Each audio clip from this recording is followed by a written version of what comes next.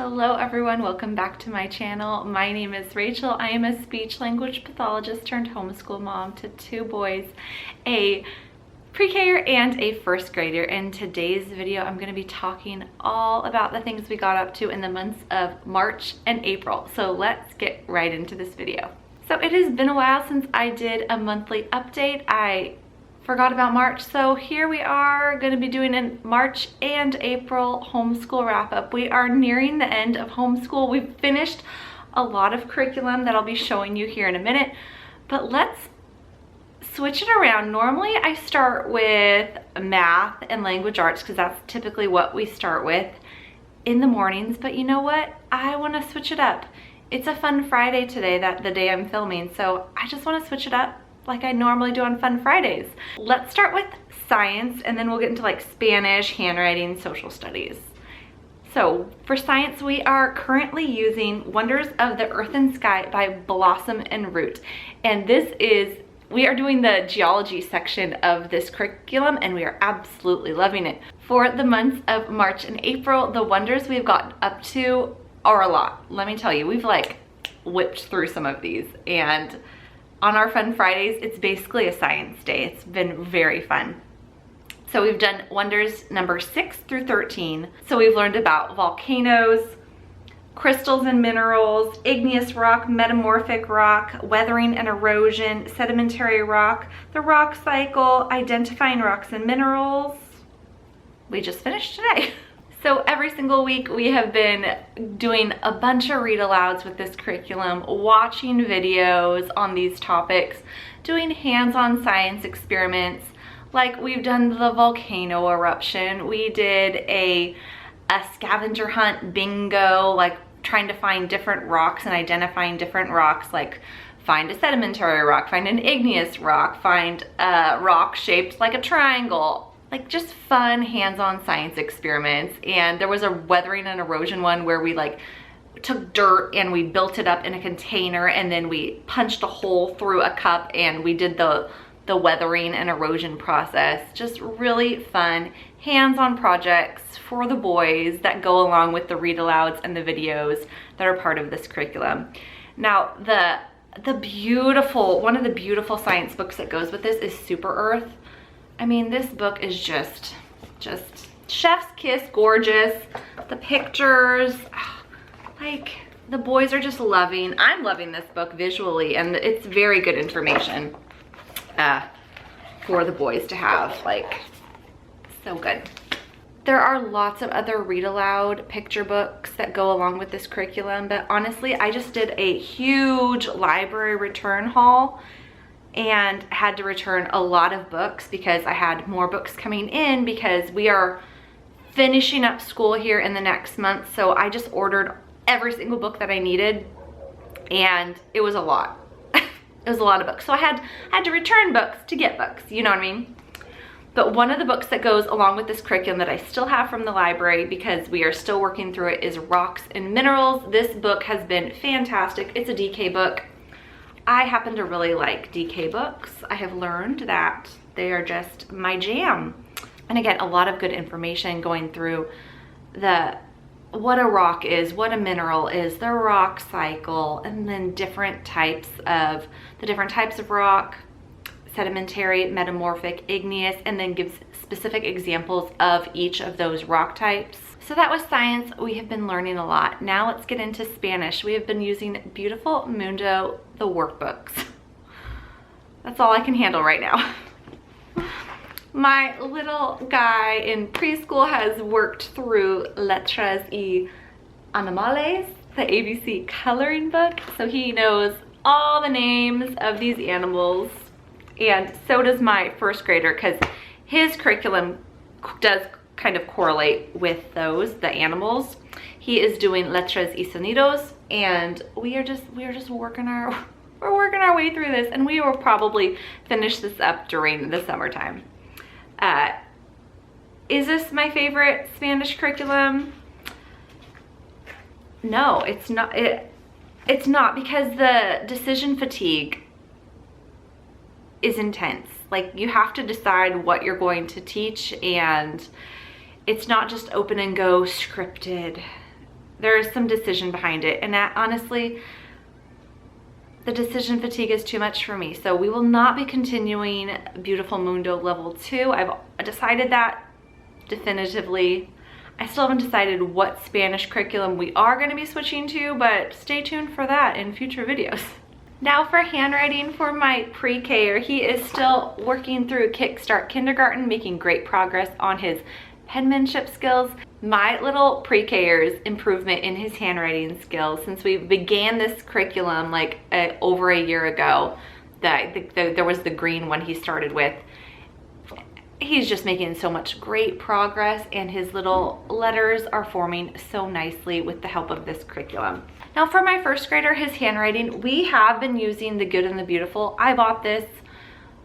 I don't know why I bought this. Honestly, I should have stuck with Handwriting Without Tears for him, because he did do the Kickstart Kindergartner when he was in kindergarten, and then I switched him to The Good and the Beautiful, and it's not my favorite. Like, the lines are just too small for his developing handwriting. I wish I had stuck with learning Handwriting Without Tears, but you know what? We're switching back to Handwriting Without Tears for his second grade, and I'm very excited to see how he progresses with this different curriculum, because he's doing fine with this, but I think the lines are just too small for him. And with his vision, because he wears glasses, so I think it's just hard for him to track the smaller lines. So we're switching back to Handwriting Without Tears. So now let's talk social studies. We have been using Around the World with Picture Books Part 2 for social studies for the months of March and April. And we got through 3 countries in these past 2 months. We are just kind of whipping through these countries now that some of our other curriculum that, again, I'll get to in a minute, is finished. So we got to do the countries of Denmark, the United Kingdom, or they call it Great Britain in this curriculum, and then the country of Ecuador in South America. So we finally finished up Europe, and we're coming to South America to round out the year. Now, this curriculum, I think it heavily focuses on European countries. It is very Eurocentric. The country specifically of France and Great Britain, I mean, you can tell that author is a Francophile and an Anglophile. You can just tell, because the amount of books offered in those 2 countries were significantly more compared to other countries in Volume 1 and in Volume 2.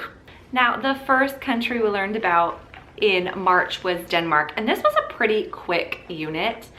It didn't have too many book recommendations, too many lessons. We learned about Energy Island. We made some delicious, like, Danish pancakes. They were so good. So yeah, I think the cuisine sticks out to me. Oh yeah, and we learned about some nature connection. Oh, we did Hans Christian Andersen, fairy tales. We did a lot of fairy tales, actually. We had a good fairy tale book that we got. Yeah, this cuisine, the Danish, these like Danish pancakes were so good. Everyone loved them. And then the next country we stopped off in was the United Kingdom, or call it Great Britain. And this had so many book recommendations, and I have a kind of a flip through review of this curriculum that'll be coming up for specifically Great Britain and how I schedule these units. There were a lot of books, which is fantastic. There was a historical connection, there was an Old English connection, there was Charles Dickens, William Shakespeare, Scottish library, Ireland library, Great Britain nature connection. And then lastly was the British cuisine, and it was chicken tikka masala. And I think she picked this because historically Great Britain colonized India and brought back a lot of the Indian spices, so colonization. So I think that's why she picked chicken tikka masala, but I personally would have loved some like authentic to the United Kingdom dishes. So some, you know, some mashy peas or some fish and chips, or just like very, I mean, even haggis would have been amazing. I don't know where I could get haggis around here, but like that would have been, I think, more authentic to Great Britain. But that's just my opinion. So yeah, we made the chicken tikka masala and my boys did not care for it, but my husband and I liked it and the boys ate the rice, which is fantastic. And so we finished up our European countries and now we are on to South America. First stop is Ecuador, and Ecuador has a lot of book recommendations for the Galapagos Islands, and that is basically what we covered in Ecuador was the Galapagos Islands. So let's visit Ecuador. We did learn about, in this book, Tuki and Moki tamarins, and how illegal trafficking of animals is a huge problem. So we got to get some good discussions going about animal trafficking and doing the right things to protect nature and that sort of thing. But like I said, it does cover heavily on the Galapagos Islands for the book recommendations. So some book recommendations that I didn't have to return to the library were Take Your Time, Galapagos, George, and Island, A Story of the Galapagos. Now, one thing I will say about Beautiful Feet books, they do a great job in the beginning of their curriculum to explain the origins of the universe and the different stances that people might take. So evolution, creationism, but there is also the evolutionary creation theory as well. And I like that they break that up. They're not pigeonholing themselves into like this curriculum is only going to do a creationism book choice selection, or this curriculum is only doing an evolutionary book choice collection, or this curriculum is only doing the evolutionary creation perspective, or it's also called biologos. So I like that this curriculum has different perspectives thrown in, and they're not pigeonholing themselves into one scientific mindset. That is the one thing I really do like about Beautiful Feet books. Just that. Because these books have, Darwin is in, I think, almost all of these books. And they also talk about evolution in, I think, all of these books. So just keep that in mind when you are doing the Ecuador unit. But me personally, I like that I'm exposing my children to a wide variety of scientific theories. So we've done like all of, in my opinion, the fun courses. Now let's get down to the math and the language arts. So for math, we are using, for both my boys, Singapore Dimensions. For my pre-K, we are using PKB. We finished up in March and April chapter 10, which was comparing sets of numbers. And so like which has more, which has fewer. And also we finished up chapter 11, which is composing and decomposing. So doing all together and taking apart. So he is getting ready for those addition facts and subtraction facts, which is great. Yeah, we love this curriculum. It typically takes like 15 minutes a day for a lesson, and I start with a little hands-on activity, then I do the textbook, and then go into the workbook. So that's how we do this curriculum, because there are so many hands-on activities that are listed in this teacher manual. I mean, there are like at least 2 per day that are offered. So I usually pick and choose which game I want to play with my little guy, and we go from there. And for my first grader, we finished up level 1A in Singapore math. We were working on chapter 8, which was shapes. So we finished up with shapes, learning about flat, solids, grouping shapes, making shapes. And then chapter 9 was ordinal numbers, naming positions, word problems, and a lot of practice pages. So we finished up this. And again, kind of the same idea with PKB. I start with a game for him, then we do the textbook, and then I have him either do subtraction, 10 subtraction cards, or 10 addition flashcards, and then we go into his workbook. So we finished up 1A, and if you have been following my channel for a while, you know that my little first grader actually tested into 1B. So 1B we've been working on throughout the beginning of the year, and we've just been going at his pace with this curriculum. Again, supplementing with 1A as needed on his days where he's just having a tougher time and just needs an easier math. So 1B, the chapters we worked on in March and April are Chapter 15, fractions, so learning about halves, fourths, and then lots of practice pages. And then Chapter 16, numbers to 100. So learning about numbers to 100, tens and ones, count by tens and ones, comparing numbers to 100, and then again, lots of practice pages. That's the nice thing about Singapore. They always incorporate lots of practice pages. But left in this curriculum, we have Chapter 17, which is addition and subtraction within 100. Chapter 18 is time, and Chapter 19 is money. And we will just go at his own pace. And we only do math 4 days a week, so I plan on doing this during the summer as well and finishing up within a month or two. Instead of checking those boxes, I would rather have him really understand the concept, because I mean, I can just fly through these lessons with him, but is that really doing him the due diligence that he deserves for his education? I would rather have him really understand the concept than speed power. Now, one thing with Singapore Dimensions, they do have some really fun book recommendations. So let me show you two of the books that just gave my kids a hoot. This one is a snail, 10 is a crab. This was a hysterical counting book. Loved it. And then this is like a classic. I remember this one as a kid, the best counting book ever. And both my boys, we read together with these. These are completely age appropriate for a pre-K-er and a first grader. But I vividly remember this 100 with all the fireflies.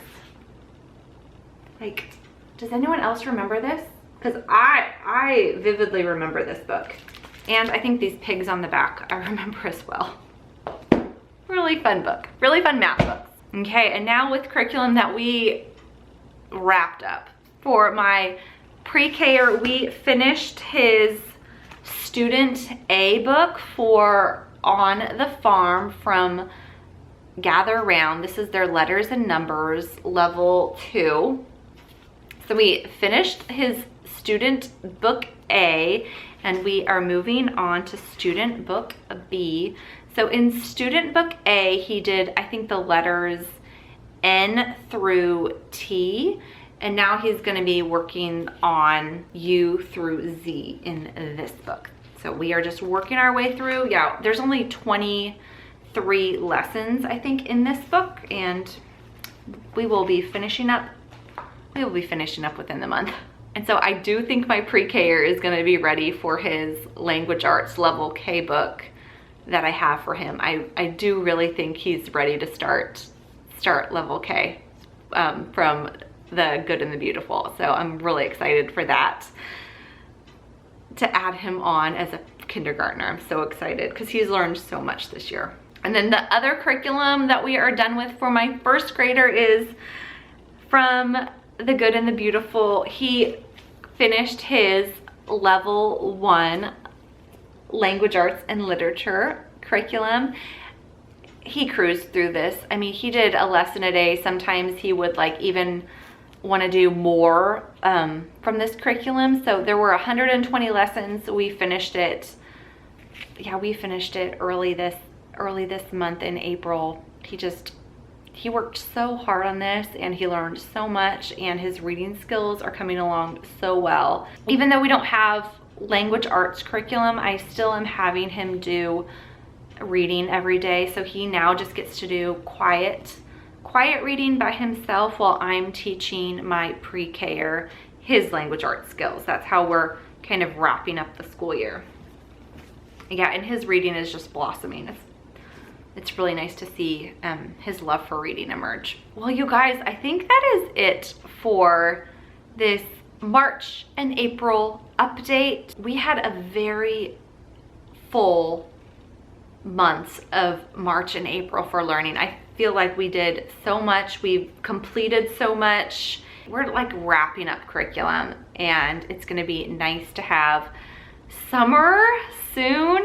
We've actually had some fantastic weather the last month, just like 70-degree days, and going on, we've done so many nature walks. We've gone on so many hikes. It's been really nice. We're gonna be taking a week off for vacation here, just to, I need a rest, my kids need a rest, so that way we can finish the last 2 weeks of school that I have scheduled. We can finish it out well, we can finish it out diligently, and we can have a good summer. I don't know if I have summer plans. I really don't. I might just finish up. I know there is a summer unit from Wonders of the Earth and Sky, because this had seasons incorporated in it, and it might be fun to do the summer lesson in the summer. So I might be doing that for summer school. And like I said, the math, I do want to continue, I want to finish up that math at my first grader's pace, because honestly, math is one of those skills, like if you don't use it on a daily basis, you're gonna lose it.